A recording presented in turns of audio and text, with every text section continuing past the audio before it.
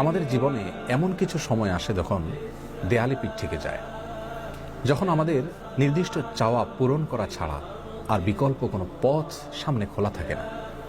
এ ধরনের পরিস্থিতিতে আল্লাহ রাব্বুল আলামিনের কাছে আমাদের মনের একান্ত কামনা বাসনাগুলোকে পূরণ করবার জন্য একটি বিশেষ পথ বাতলেছেন আমাদেরকে প্রিয় নবী সাল্লাল্লাহু আলাইহি ওয়াসাল্লাম, আর সেটি হলো ইসমে আযম। ইসমে আযম মানে হলো মহান নাম। আল্লাহ রাব্বুল আলামিনের এই ইসমে আযম তথা মহান নামের মাধ্যমে কোনো কিছু চাওয়া হলে তিনি সেটা পূরণ করেন। এই নামের মাধ্যমে আল্লাহকে ডাকা হলে তিনি সেটাকে সাড়া দেন। ইমাম নবী আলাইহিস সালামের অনেকগুলো হাদিস রয়েছে।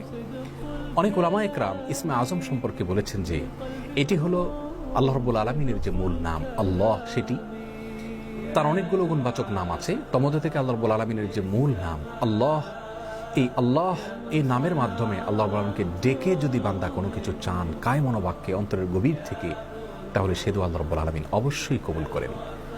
এজন্য কোনো কিছু আল্লাহ রাব্বুল আলামিনের কাছে চাওয়ার আগে যদি আল্লাহ বলে ডেকে ভালোবাসা থেকে, আস্থা থেকে, ভরসা থেকে, কায় মনোবাক্যে দীনতাহীনতার সাথে আল্লাহকে ডেকে যদি কেউ দোয়া করেন, তাহলে সে দোয়া আল্লাহ রাব্বুল আলামিন ফিরিয়ে দেন না। ইসমে আযম সম্পর্কে আরও নির্দিষ্ট করে আমরা নবী আলাইহিস সালামের যে হাদিসটি দেখতে পাই, সেটি তিরমিজিতে বর্ণিত হয়েছে, আরও বিভিন্ন হাদিসের কিতাবে বর্ণিত হয়েছে। সেই হাদিস সম্পর্কে বিশ্ববিখ্যাত হাদিসবিদ হাফেজ ইবনে হাজার আল আসকালানী রাহিমাহুল্লাহ ফাথুল বারীতে লিখেছেন যে ইসমে আযম সম্পর্কে সবচেয়ে বিশুদ্ধতম হাদিস হলো এটি। আর সেটি হলো এই যে বুরায়দা রাদিয়াল্লাহু আনহু বর্ণনা করেছেন, এক ব্যক্তি নামাজের মধ্যে একবার কিছু বাক্য বলে উঠলেন, নবী সাল্লাল্লাহু আলাইহি সাল্লাম তার কথাগুলো শুনলেন। তিনি এটি আর সেটি হলো এই যে বুরায়দা রাদিয়াল্লাহু আনহু বর্ণনা করেছেন, এক ব্যক্তি নামাজের মধ্যে একবার কিছু বাক্য বলে উঠলেন, নবী সাল্লাল্লাহু আলাইহি সাল্লাম তার কথাগুলো শুনলেন।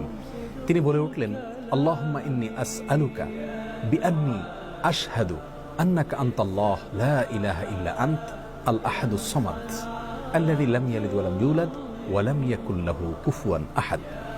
তার মুখে এই বাক্যগুলো শুনে নবী আলাইহিস সালাম বলেছেন, নিশ্চয়ই এই লোকটি ইসমে আযম পাঠ করেছে। ইসমে আযমের মাধ্যমে আল্লাহ রাব্বুল আলামিনের কাছে কোনো কিছু চাওয়া হলে তিনি সেটা ফিরিয়ে দেন না। এর মাধ্যমে আল্লাহকে ডাকলে তিনি অবশ্যই তাতে সাড়া দেন।